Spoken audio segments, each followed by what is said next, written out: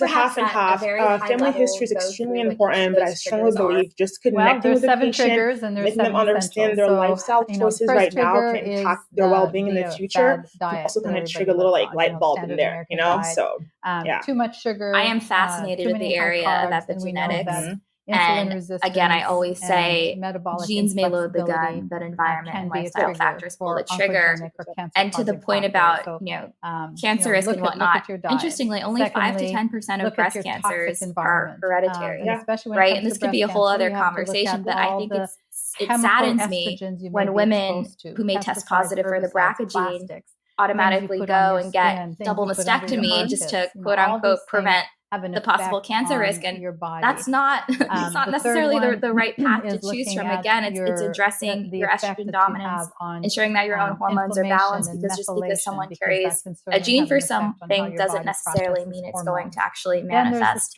So yeah, couldn't agree more there. And going back, so I mentioned before about some of these, I guess, self-imposed things that women may do to perhaps look better, e.g. restricting their food, over-exercising, and how that impacts hormonal balance. Can we first touch on nutrition? And specifically a ketogenic diet, because this has been all of the rage lately. I feel like there's all these new dietary patterns coming up.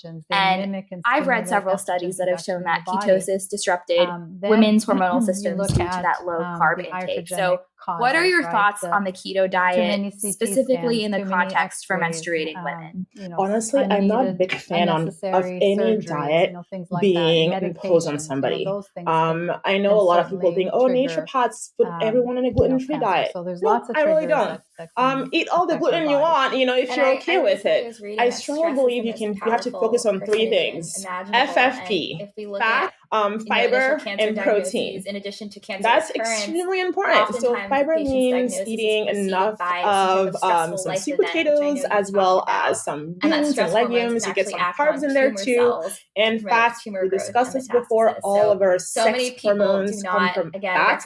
The healthy fats, that means the olive oils are really good for you versus the canola. That's so oils. true. And then a healthy amount of proteins. That could be some plant proteins, which are also, again, that beans category, or animal proteins. I'm not a huge fan of just singling out a certain food that needs to be taken out. Again, our brain relies on sugar.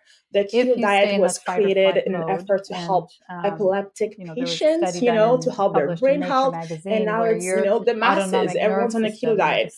I have found a lot of women come to me wanting to get off of it, or struggling now because they don't really know how to re-include those healthy foods. Fruits are healthy for you. Vegetables are healthy for you, I don't think eating a stick of butter is always going to be the best fit. Again, we talk about genetics. My family, for instance, we have a genetic predisposition to having high cholesterol.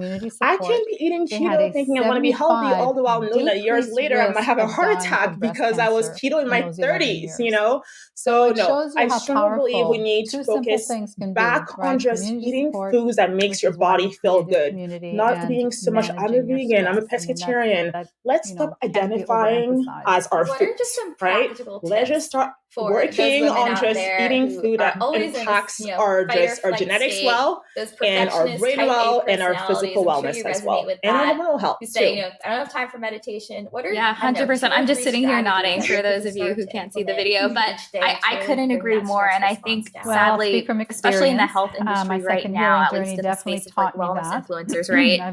Someone has a specific diet that may work for them, and automatically everyone's like, oh, this person experienced a reduction in all of these different symptoms. I'm going to do it too, failing to recognize that everyone is different. Everyone's bodies are different, and everyone requires a personalized nutrition plan. And interestingly too, I also read that keto diets can actually lead to insulin resistance in the future, because they obviously don't allow the body to properly use insulin, so blood sugar isn't controlled. So I think that's interesting that you have women who are now wanting to go back to that normal pattern of eating and are having issues. One of the things that I did is what is your ideal my business and plate my work makeup? So and you did talk about like the healthy proteins, fiber, and fats. For me. If we were to put a percentage on each of those, what might that look like? Put in my calendar. So yeah, I will definitely think we discussed this. I mean, I've seen a lot of your posts about the Mediterranean diet, right? That's the ultimate best diet for most of us, I will say, only because it includes all the food groups. But again, it's about quality of the food and as much as quantity of the food.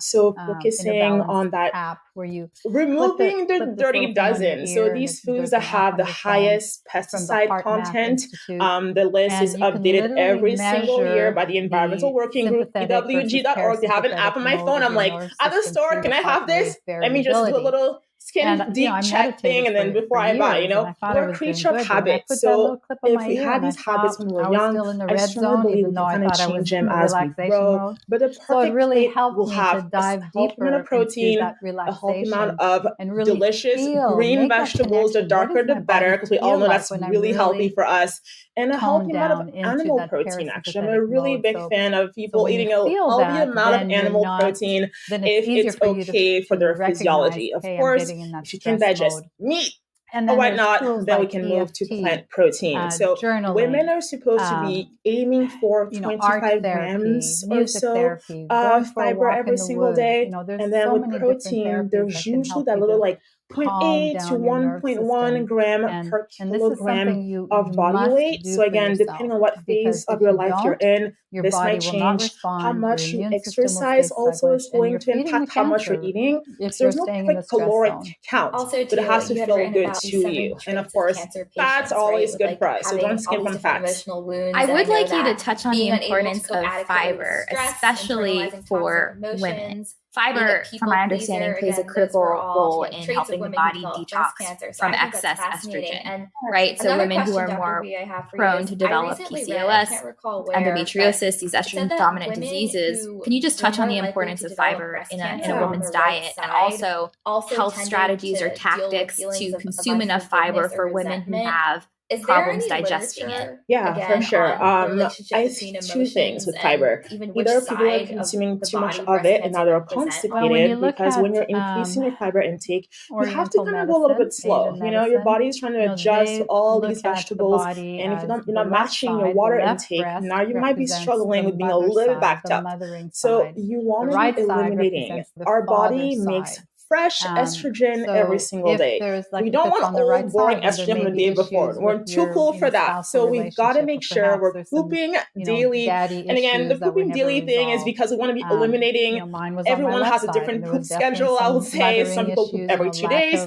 As long as your schedule is the same for you, what matters the most. Again, different phases of our menstrual cycle, we're going to be a little backed up than other. Our luteal phase, sometimes higher progesterone is going to impact our bowel health. We're being a little bit more backed up, but we really want fiber to eliminate. We want fiber to come in and just take all the junk that we have in our gut to move it out, especially when it comes to that estrogen dominant picture. There is this enzyme called beta-glucuronidase, and it's pretty much going to be made when we have a poor gut health. Dysbiosis, SIBO, we may have heard these terms before. And this enzyme's job is to pretty much recirculate estrogen, right? So we really want to make sure we have good gut health. We're feeding our gut with healthy prebiotics like the bananas, the onions, the garlic, and probiotics in the form of yogurt or a supplement to really keep our gut health in tip-top shape, especially when it comes to hormonal health, our thyroid function. We need a healthy liver to activate thyroid hormones. So this is all important. Fiber is your best friend. Like I said before, you've got to go slow. You're a big fan of smoothies. I'm a big fan of smoothies. That means a smoothie in the morning, or adding spinach to your eggs in the morning, or adding fibers again in the form of a snack, carrots and hummus as fiber again, and healthy fats too, and proteins. Adding fibers again to lunch, some broccoli here and there. Broccoli is your best friends for all things gut health, and of course adding more fiber to dinner. So look at your plate. Look at your day. How much green, colorful things do you see? Or is it all kind of bland and yellowy and corn and just fried food? This is kind of how I said. Is it more of a colorful plate or just a single color plate? I've been making these bowls. I'm sure you see them. I basically post them every day on WellnStrong's Instagram. I do a bowl of the day feature, but it's essentially kale, broccoli, sweet potatoes, eggs, and I'll put obviously some spices and whatnot on it. But I have and an avocado, so I hit all my 3 requirements right there. So definitely one of my favorites. Dr. Daisey, so going back to the role of exercise, I was guilty of this. I would come home in high school, be on my elliptical or treadmill for 2 or 3 hours, thinking, oh, this is great. I'm getting my stress out. I'm building my body, not recognizing realizing that was doing more harm than good, right? And I think a lot of women, we see female triad syndrome where a lot of female athletes get amenorrhea, they stop getting their periods because they're over exercising so much. And so many women today, they're signing up for these HIIT classes and they're doing them every single day of the month. Can you explain to listeners why that might be not the best route if you're trying to optimize your hormones? Yeah, I think exercise is wonderful. I think it's the best antidepressant on the planet. When I'm not feeling good, I go out for a walk, I feel better. However, again, it's a stressor as well, which means that every time we're exercising or over exercising beyond our limits, it's going to impact our hormonal health. So I like to ask my patient this question: do you feel rejuvenated after working out, or do you feel depleted? If you're feeling depleted all the time, that's likely not a good fit for you, especially when we talk about this adrenal fatigue or HP axis dysfunction. If you're in that, wired and tired, maybe exercise is not your best friend. You might consider some strength training. And as a menstruating woman, we have different phases of a menstrual cycle.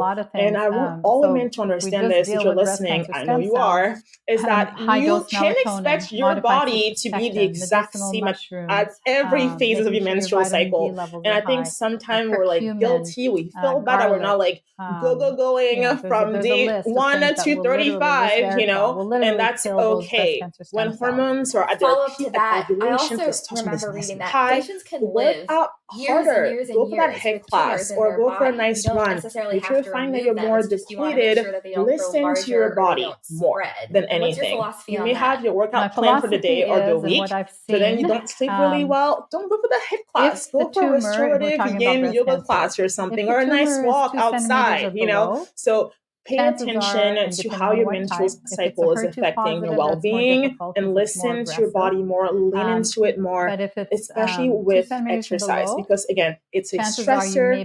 Too much of it will stop your menstrual cycle. And again, we don't want that. We need to be ovulating, we need to be bleeding every month. It's important for us. Moderation is key. And I recall reading, I think it was a year ago when I hopped on the board of, what's that doctor's name? Oh, it's like Beyond the Pill, Dr. Jane Brighton. Yes. And she basically wrote this book.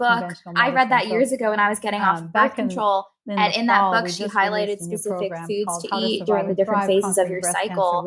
And then with that, I did some more digging and found that there's also a chart that tells you how to exercise throughout your cycle and which exercises to focus on each week. And that has also been a game changer. Exactly. And it makes a difference and also removes boredom. Let's say you're like, I don't want to run today. You don't have to run today. You're welcome to do yoga. You're welcome to do Pilates or a boxing class. So you don't have to be running every single day if you don't want to. To that point too, you just said exercise is a stressor on the body. There are other things outside of exercise that are also stressors on the body, e.g. hormetic stressors. And for listeners, these are basically things that put a lot of stress, right, on your body in the short term, but are beneficial in the long term, meaning saunas, cold showers, things along those lines. What are your thoughts on the frequency at which we should be doing it? So I am guilty. I'm one of those people that enjoys going in the sauna followed by a cold shower every day. And then I'm realizing, this might be too much stress on my body. So what are your thoughts on that? I think same thing when it comes to exercising and the saunas. If again, when you're doing it, you feel good, then by all means go for it. But if you're finding that you're depleted afterwards, then don't.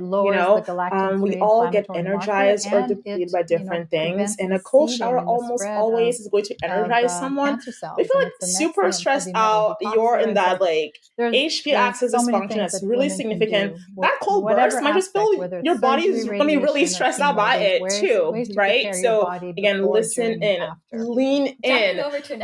Moderation is key. Too much of a good thing cannot become a bad thing. Let's say you're like a monthly saunas or twice a week, whatever feels healthy for you, all the while knowing that this routine can change and it's okay to change too. So we touched on nutrition, we touched on exercise. I would like to touch on the impact of environmental factors on hormone imbalance, because I feel like this is an area that really doesn't go too explored for most women, but it has a massive impact from VOCs to xenoestrogens and other hormone disruptors. Can you touch a bit on that? unique and so different. Yeah, so I think the biggest conversation again that we have to have is endocrine disruptors. Why are we calling them endocrine disruptors? Is because our bodies are really smart. They're extremely smart. But then again, we are also in the world of scientists trying to create all these toxins that we think we need to apply on our skin or spray in our air, right? But we don't need our air to smell baby fresh. And guess what? These endocrine disruptors are only disrupting our hormone because they look like our hormones. So now let's say your bodies are sending messages from organs to the next. And now you have extra messages coming in from external sources. That's going to be the VOC, so the volatile organic compounds from your oils, your carpets. In addition to taking out of plastic bottles, now your BPA, these are all extra messages that are coming into our system. Everything we eat, we apply on our skin is a form of message. Are we giving our body the message that it needs or not? So when we're looking at endocrine disruptors, the xenoestrogen, the VOCs, we're looking at them as potential causes of that estrogen dominant picture. Only because, again, we make a certain amount of estrogen every single day, but now if we have external sources coming in and we don't have good gut health, we're constipated, it's not pooped out or sweat out every day, we can now find our bodies being burdened by these toxins.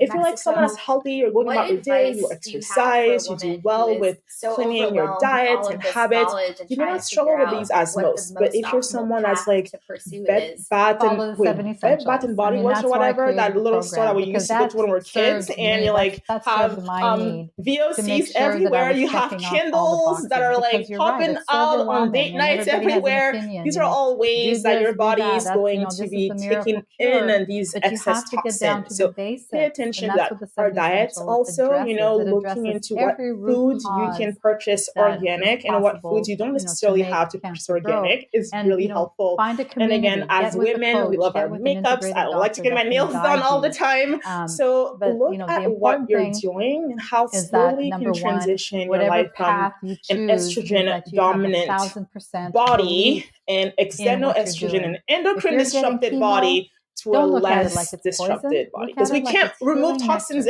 We're living in toxins. But how much can we move out of our physical space to make our bodies the best?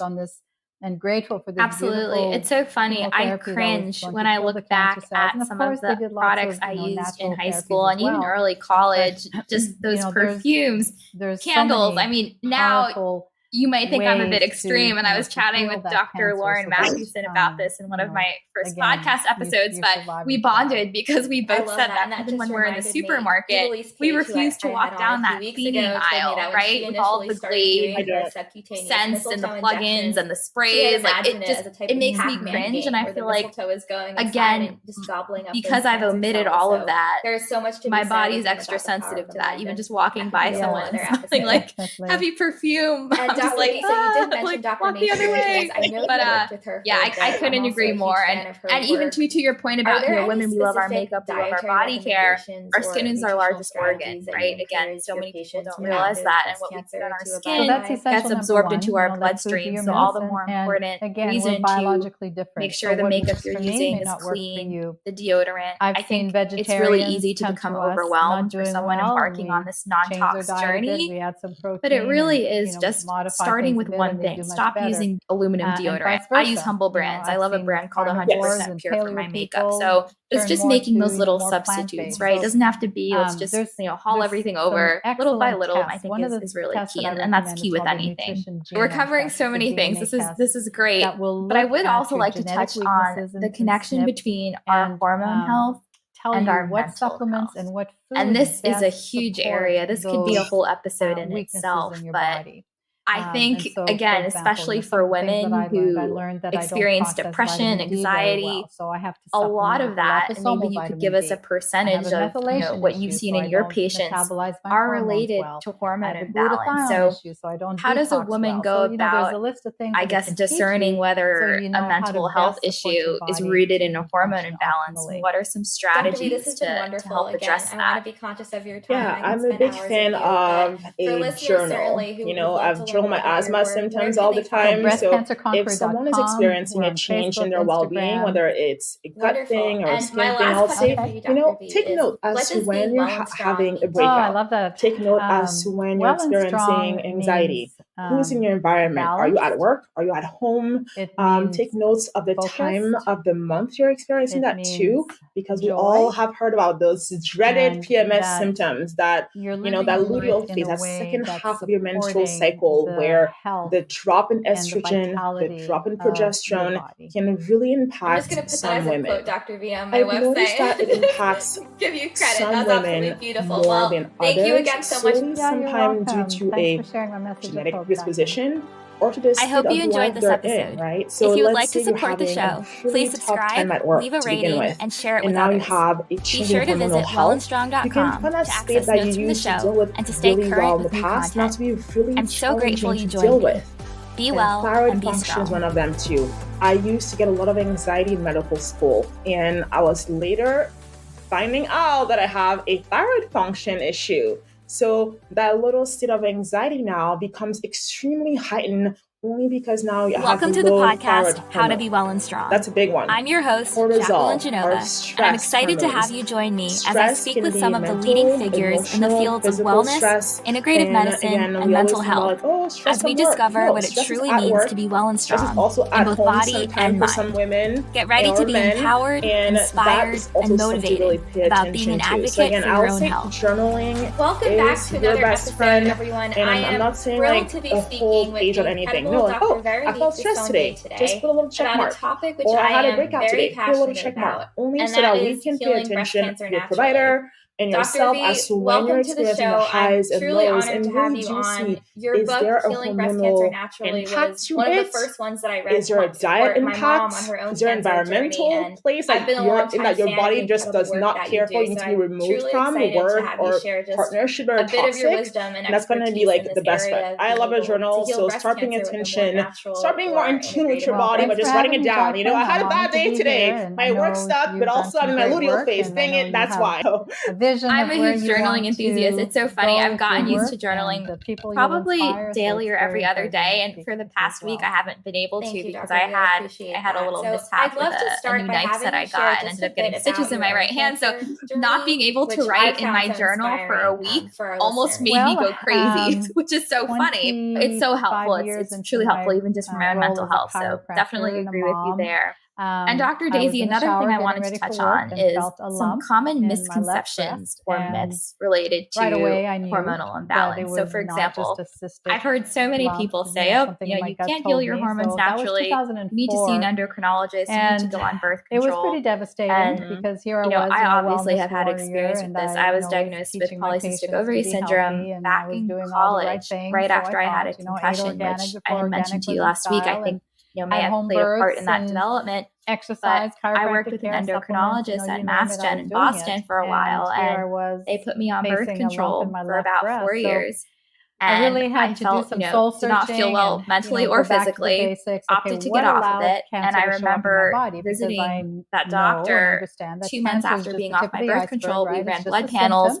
And everything looked normal. What were the underlying causes and roots? She was like, "What did you do? Like you're presenting as a patient without PCOS. What did you do?" And I just sat there and was like, "You know what? I changed my nutrition, made some lifestyle changes, introduced some supplements, and just walked out feeling so great about how I felt physically, but also the fact that I was able to address that naturally." So for listeners out there, what are some other common misconceptions about fast hormonal forward health? several years later. Women not needing testosterone for sure as we're aging. Testosterone might not be as important for women compared to men in terms of how much we're making, but we still need it for a healthy heart, healthy bones. So yes, we do need testosterone and a healthy sex drive as well, even in our reproductive years.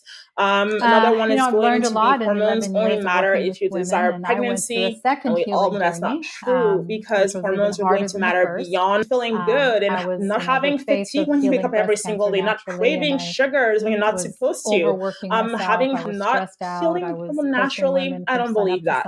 Birth control, I believe, has its time and place, but